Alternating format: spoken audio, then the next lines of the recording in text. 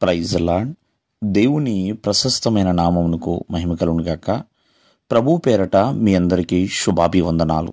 ఈ ఉదయకాలము దేవుని వాక్యాన్ని విందాం. యోనా గ్రంథము 2వ అధ్యాయము 9వ వచనము.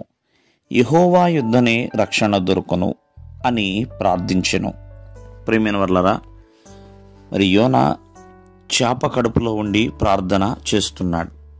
ప్రియమైన వర్లరా, తనకి తన యొక్క పరిస్థితి, అంటే తను ప్రార్థన చేసేటప్పుడు తన యొక్క పరిస్థితి ఎలా ఉందంటే, నేను పాతాళ గర్భములో ఉండి కేకలు వేస్తున్నాను, అగాధ సముద్ర గర్భములో నేను పడవేసి ఉన్నాను అంటూ ఇట్లాగా ఎంతో ఉపద్రవములో, తన ప్రాణము మూర్ఛిల్లిపోతున్న పరిస్థితుల్లో, తన ప్రాణము కోపములో ఉన్న పరిస్థితుల్లో దేవుణ్ణి వేడుకుంటున్నాడు.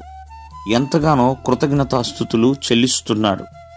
దేవుడు ఘనమైన కార్యములు చేయువాడని తను తలుచుకుంటున్నాడు.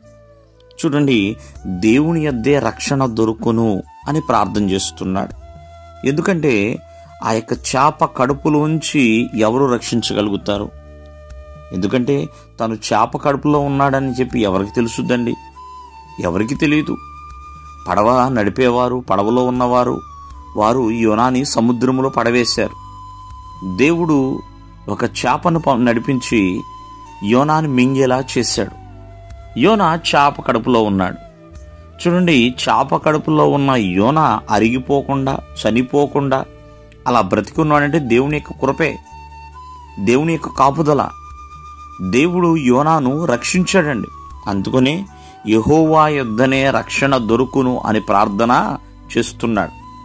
తను ఎన్నో ప్రతికూలమైన పరిస్థితుల్లో ఉన్నాడు, ఎన్నో క్లిష్టమైన పరిస్థితుల్లో ఉన్నాడు. అలా ప్రార్థన చేయటం మొదలు పెడుతున్నాడు. ప్రియమైన వర్లారా, ఎందుకంటే దేవుడు రక్షించువాడు, కాపాడువాడు, భద్రపరుస్తువాడు అని యోనాకు తెలుసు. యోనా చేసిన ప్రార్థన చూడండి, చేప కడుపులోంచి అతన్ని బయటికి తీసుకొచ్చిందని. దేవాది దేవుడు ఆ మత్స్యమునికి ఆజ్ఞ ఇచ్చాడు. ఎప్పుడైతే ఆ చేపకి ఆర్డర్ ఇస్తాడో యోనాన్ని మరలా నేల మీద కక్కి వేస్తుంది. ప్రియమైన వర్లారా, సజీవంగానే బయటకు వస్తాడు. మరి ఎప్పుడైతే యోనా ఏ మాట అయితే విన్నాడో దేవుని ద్వారా, మరలా ఆ మాట ప్రకారము చేస్తూ ఉంటాడు. కావున ఈ ఉదయకాలం ముందు ఆలోచించండి, ఎటువంటి పరిస్థితుల్లో ఉన్నా ప్రార్థన చేయటం మాత్రం మరవద్దు. ప్రార్థన మనల్ని రక్షిస్తుందండి. ప్రార్థన మనకున్న పరిస్థితుల్ని మారుస్తుంది. ప్రార్థన దేవుని ద్వారా ఒక కార్యమును చేస్తుందండి.